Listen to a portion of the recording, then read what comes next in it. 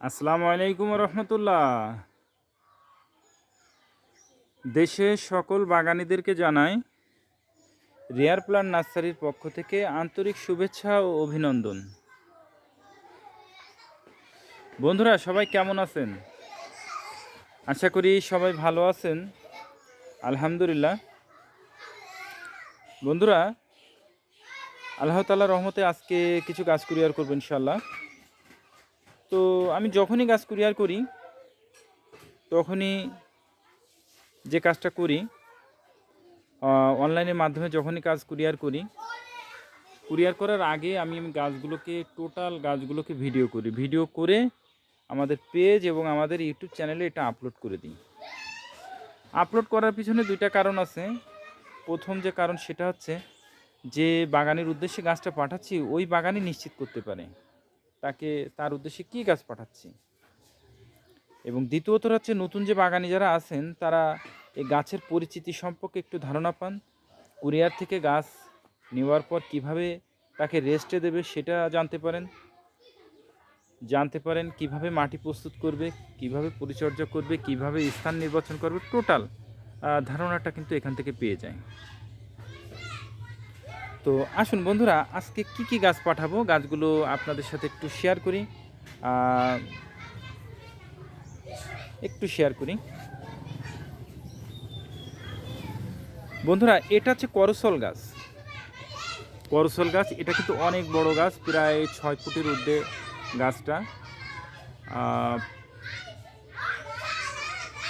6 ফুটের ঊর্ধ্বে গাছটা দেখুন, করসল। এটা হচ্ছে জোল কলম, এবং এটা কিন্তু ইম্পোর্ট করা, আমাদের বাংলাদেশের তৈরি বা বাংলাদেশের না। দেখুন, এটা ইম্পোর্ট করা গাছটা, এবং এর জোরটা দেখুন কত সুন্দর। জোরটা দেখুন, খুব সুন্দর জোর। এটা হচ্ছে করসল, যেটাকে ক্যান্সার প্রতিরোধী গাছ হিসেবে বলা হয়।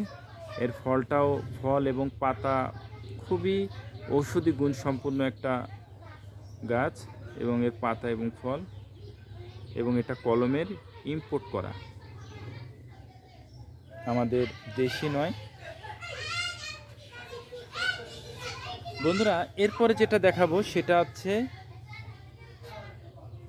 হরিমন 99 আপেল। বন্ধুরা, একমাত্র এটাই আমি দেখেছি বাংলাদেশের আবহাওয়া উপযোগী একটা আপেল, যেটা যে কোনো পরিবেশের সাথে খাপ খেয়ে নিতে পারে। এবং এটা দেখুন, এটা কিন্তু কলমের গাছ। এই দেখুন কলমটা, এটারও দেখুন এই যে কলম আছে, এই যে কলমটা।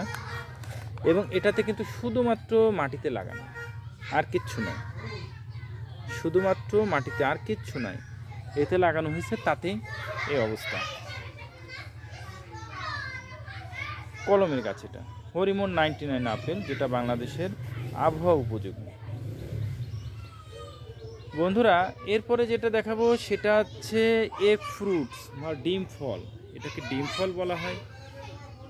এই ফলটা খাইতে প্রায় ডিমের কুসুমের মতো, এই জন্য এটাকে এগ ফ্রুটস বলা হয়। দেখুন গাছটা কত সুন্দর, ঝোপালো গাছ, খুব ঝোপালো গাছ, খুব সুন্দর ঝোপালো গাছ দেখুন। এবং এটাও ইম্পোর্ট করা গাছ, যেভাবে আনা হয়েছিল ঠিক সেইভাবেই আছে।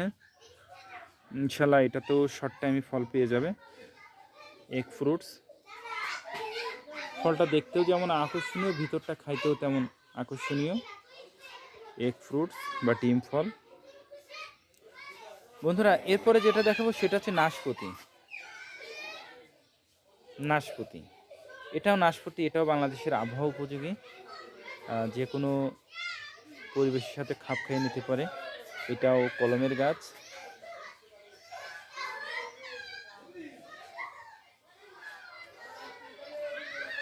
বন্ধুরা, এরপরে যেটা দেখাবো সেটা হচ্ছে ব্ল্যাক ডায়মন্ড পেয়ারা।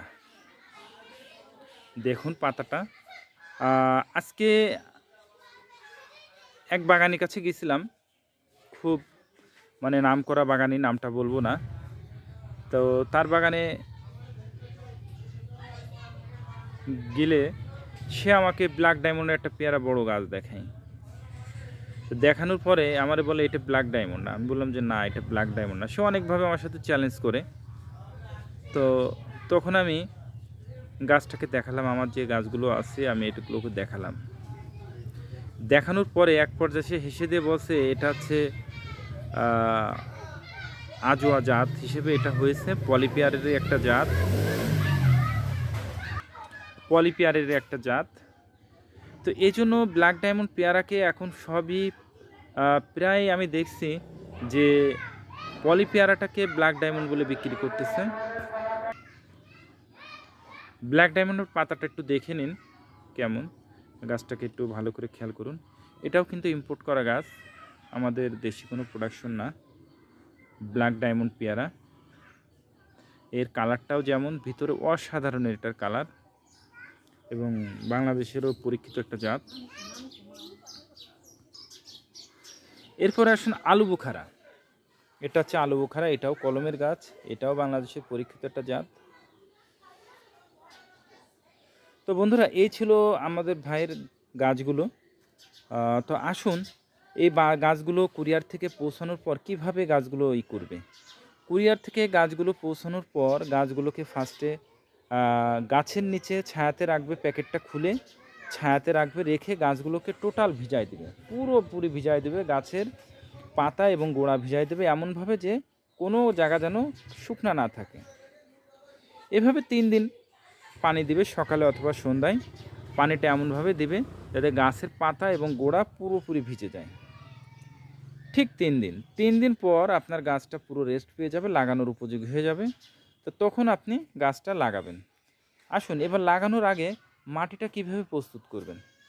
বন্ধুরা, মাটি প্রস্তুত যদি করতে চান, যদি ছাদে লাগান, তাহলে সেক্ষেত্রে 3 ভাগের 2 ভাগ মাটি আর 1 ভাগ পচা গোবরের সার দেবেন। মাটিটা দোআঁশ মাটি হলে সবচেয়ে বেশি ভালো হয়, যদি না পান তাহলে পচা গোবরের সারই এনাফ। এটা দিয়েই মাটিটা প্রস্তুত করে গাছটা লাগাবেন। আর যদি নিচে লাগান তাহলে অবশ্যই খেয়াল করবেন গাছটা যেন অবশ্যই রোদযুক্ত স্থান হয় এবং উঁচু জায়গা হয়। রোদযুক্ত এবং উঁচু জায়গায় গাছটা লাগাবেন, মাটি যেমনই হোক সমস্যা নাই। এরপরে গাছটা কিভাবে লাগাবেন, মাটি প্রস্তুত করার পরে গর্তটা খুঁড়বেন, খুঁড়ে গাছটাকে ঠিক এইভাবে শোয়াই দেবেন।